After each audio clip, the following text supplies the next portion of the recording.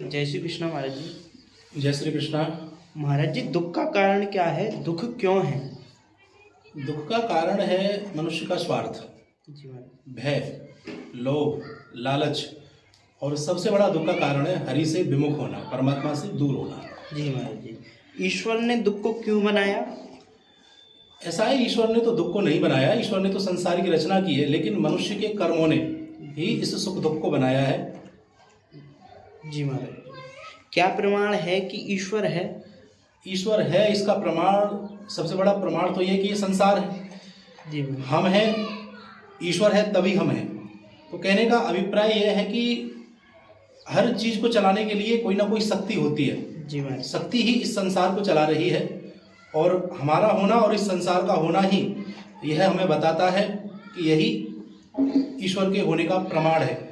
ईश्वर ही सब कारणों का कारण है, ईश्वर का कोई कारण नहीं हो सकता है। जी महाराज जी। महाराज जी, भाग्य क्या चीज है? भाग्य हमारे किए हुए कर्म, हमारे जो क्रिया हैं उनसे जो बनता है, यानी कि जो आज हम कर रहे हैं, जो हमें कल प्राप्त होगा, उसी को भाग्य कहा जाता है। जी महाराज जी। और महाराज जी, योगेंद्र मिश्रा जी ने कानपुर से पूछा है, हम ऐसा क्या काम करें जिससे मन को सुकून और शांति मिले? योगेंद्र मिश्रा जी, सटीक बात आपसे मैं कहूँ, केवल एक ही काम है और वह कार्य है परोपकार, परहित। परोपकार और परहित करने से ही मन को सुकून और शांति का अनुभव होता है। जी महाराज जी। महाराज जी, संसार में सबसे बुरी आदत क्या है? संसार में सबसे बुरी आदत है मोह। मोह सकल व्याधिन कर मूला। मोह ही संसार में मेरे मायने में सबसे बुरी आदत बताई गई है। जी महाराज जी। संसार में ऐसा क्या है जो कभी नष्ट नहीं होता है महाराज जी? संसार में ऐसा जो कभी नष्ट नहीं होता वह है हमारा परोपकार, हमारा ज्ञान और हमारी आत्मा, जी जिसका कभी नाश नहीं होता है। जी महाराज जी। महाराज जी, कभी ना थमने वाली चीज कौन सी है? समय कभी थमता नहीं है, समय कभी किसी का इंतजार नहीं करता, समय चलता रहता है। आप बैठे रहो लेकिन समय चलता रहेगा। जी महाराज जी। भगवान किसकी मदद करता है? हम जिसकी मदद करते हैं, हम किसी की मदद करें, हमारा मदद करने का यदि स्वभाव है तो स्मरण रहे, परमात्मा आपकी कहीं ना कहीं जरूर मदद करेगा। मदद करने वालों की ही ईश्वर मदद करता है। जो नीचे वालों पर दया करते हैं उन्हें ईश्वर याद करता है। जी महाराज जी। और प्रभु दयाल जी गाजियाबाद से सवाल किया है महाराज जी, मुझे कैसे यकीन हो कि भगवान मुझसे खुश हैं? यह प्रश्न पहले भी आया था। तो प्रभु दयाल जी, मैं आपको बताना चाहूँगा, यदि आपका मन शुभ कर्मों में लगता है, अच्छे कार्यों में आपका मन लगता है और आपका मन निर्मल है, आपके मन में किसी के प्रति कोई गलत भाव नहीं है, तो समझिएगा परमात्मा आपसे खुश ही नहीं अपितु परमात्मा आपके हर वक्त साथ है। जी महाराज जी। आप तिलक क्यों लगाते हो? बेटा, तिलक मैं तो ईश्वर को प्रसन्न करने के लिए लगाता हूँ। इसके कुछ वैज्ञानिक कारण है, जैसे कि आप पढ़ते हो, आपने पूछा है। तिलक लगाने से हमारा मन एकाग्र होता है, हमारा जो मन है वो एकाग्रचित होता है, इसीलिए हम तिलक लगाते हैं। और दूसरी बात मैं आपको कहूँ, परमात्मा वंदन और चंदन से बहुत प्रसन्न होते हैं। जिस व्यक्ति के मस्तक पर चंदन लगा हुआ हो और वह परमात्मा को जो वंदन करता है, उससे परमात्मा बहुत प्रसन्न रहते हैं, इसीलिए हम तिलक लगाते हैं। जी महाराज जी। महाराज जी, सिक्के डालने वाले वहाँ स्नान ध्यान में बाधा डालते हैं, हमारे धर्म में सिक्के नदी में क्यों डाले जाते हैं? रवि किशन जी ने मेरठ से पूछा। जी, मेरठवासी रवि किशन जी, मैं आपको बताना चाहूँगा कि ये सिक्के डालने की जो हमारी एक इसका वैज्ञानिक कारण भी है। पहले जमाने में सिक्के डालने के पीछे कारण होता था कि सिक्के तांबे के होते थे, यानी कॉपर के होते थे, और कॉपर जब जल में डाला जाता तो वह जल बहुत ही शरीर के लिए लाभकारी होता, मन को एकाग्र रखने के लिए भी लाभकारी होता है। और आज भी बहुत से लोग तांबे के लोटे में जल भर के पीते हैं।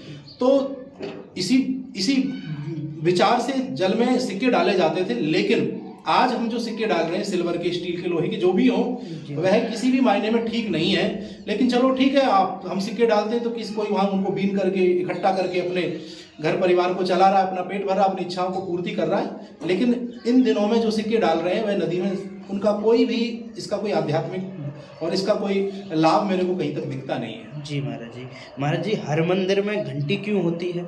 घंटी हर मंदिर में क्यों होती है? घंटी आपको मैं बताना चाहूँ कि जब घंटी हम बजाते हैं आते जाते मंदिर में, और उस घंटी की जो गूंज होती है वह 7 सेकंड तक रहती है वातावरण में, और उस गूंज में वैज्ञानिकों ने भी माना है कि इतनी सामर्थ्य होती है कि जो व्यक्ति के दिमाग पर प्रभावशाली होती है, और जो 7 हीरिंग होती है हमारे मनुष्य शरीर में, उनको वह प्रभावित करती है। और उसके प्रभाव से होता क्या है कि मनुष्य के अंदर जो नकारात्मक ऊर्जा होती है, जो नकारात्मक चीजें होती हैं, उस घंटी की गूंज से समाप्त हो जाती है। जी महाराज जी। और महाराज जी, होशियारपुर से हरेंद्र सिंह जी ने पूछा है, मांसाहारी व्यक्ति यदि पूजा करे तो उसे पूजा पाठ का लाभ होगा या नहीं? बिल्कुल लाभ नहीं होगा।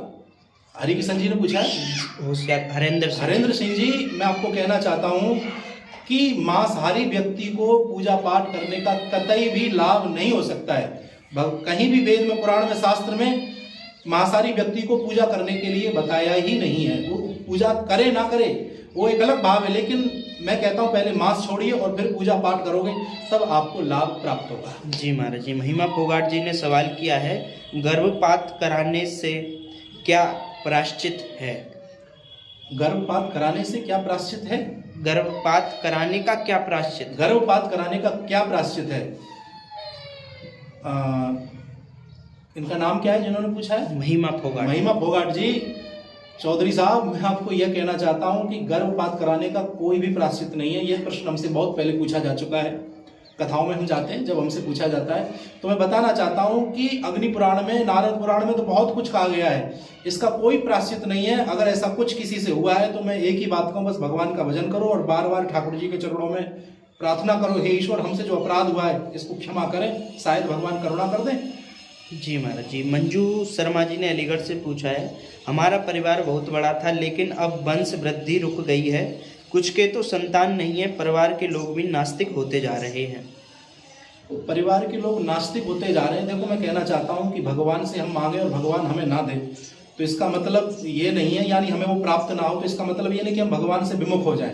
ऐसा नहीं होना चाहिए। कि याद रहे, परमात्मा परीक्षा लेता है और स्मरण रहना चाहिए कि परीक्षा भी उसी की होती है जिसमें कुछ होता है, जिसमें कोई योग्यता हो परीक्षा देने की, क्योंकि परीक्षा में वही विद्यार्थी बैठते हैं जिनके अंदर योग्यता होती है। सोने को भी जब सोना भी जब कसौटी पर कसा जाता है तभी मालूम होता है कि ये पीतल है या सोना है। कसौटी जीवन को बताती है। रही बात आपके परिवार में जो वंश वृद्धि रुकी है, इसके पीछे शास्त्रों में कई सारी बातें बताई हुई हैं। सबसे बड़ा मुख्य कारण बताया जाता है पितृदोष। जब हमारे पितृ हमसे प्रसन्न नहीं होते तो हमारा वंश वृद्धि रुक जाता है। दूसरी बात, कहीं ना कहीं आपकी पूजा विधान में कहीं ना कहीं त्रुटि तो हमारी है कि हमारा वंश रुक रहा है। जैसे कि आपने बताया कि हमारा परिवार बहुत बड़ा था, तो मैं आपसे कहना चाहता हूं कि गणेश भगवान को आप दूर्वा जरूर चढ़ाइएगा। दूर्वा जो दूब घास होती है, ये दूब घास अमृत से प्रकट हुई है। आप देखेंगे कभी भी दूब घास खत्म नहीं होती, एक में से दूसरा निकलना प्रारंभ हो जाता है। आप कभी दूब घास की बनावट को देखिएगा। इस दूब घास को आप 15-20 दिन एक कट्टे में भर के भी रख देंगे और बाहर फिर दोबारा निकालेंगे, सूखी हुई घास भी पुनः हरी भरी हो जाती है। तो गणेश भगवान को आप ओम गंग गणपते नमः कह करके दूब घास चढ़ाएंगे तो आपके परिवार की वृद्धि होगी और पितृदोष का भी निवारण आप जरूर कराइएगा किसी विद्वान साधु संत ब्राह्मण गुरु से मिल करके। जी महाराज, बहुत बहुत धन्यवाद महाराज जी। और मैं आप सभी भक्तों से भी यही निवेदन करूंगा कि आपके मन में भी कोई शंका है तो उसका समाधान पाने के लिए आप हमारे व्हाट्सएप पर दिए गए नंबर पर मैसेज कर सकते हैं या फिर कमेंट बॉक्स में अपने सवाल रख सकते हैं। और इस वीडियो को भी शेयर करिएगा, क्योंकि यह जो प्रश्न है काफ़ी भक्तों के मन में रहते हैं, उनके सवाल आपको अगली वीडियो में दिए जाएंगे। जो भी आपकी मन की शंका है उनका समाधान कर दिया जाएगा। और हमारे इस पेज को भी फॉलो कर लीजिएगा। बहुत बहुत धन्यवाद। जय श्री कृष्णा, जय श्री कृष्ण, जय श्री राधे।